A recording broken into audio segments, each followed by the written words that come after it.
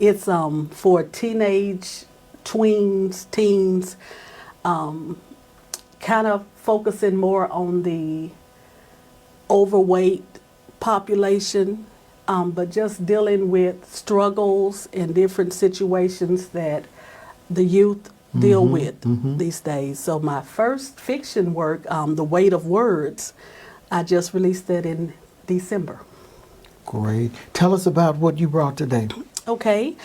I brought 3 of my books. Yield and Instill is a 30-day devotional for caregivers. I was led to write that one during the height of COVID. On the front lines, working in healthcare during COVID was scary. Being a leader in healthcare at the beginning of the COVID pandemic, it was very scary because you're leading people and you don't know. Right. You know, the directives were changing.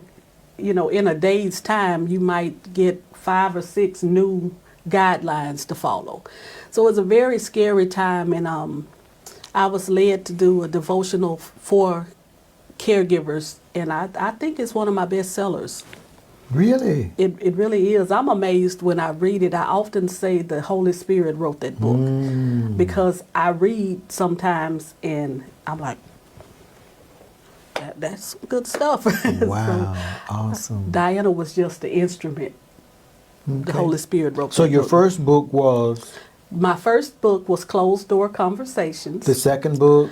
Yield and Instill, a 30-day devotional for caregivers.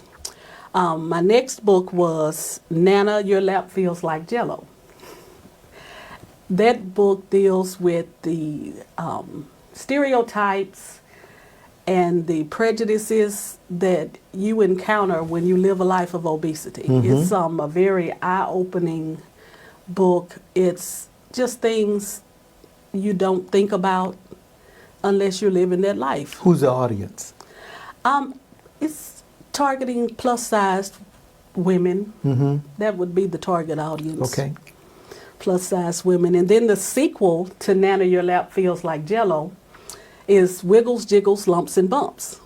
Wiggles, Jiggles,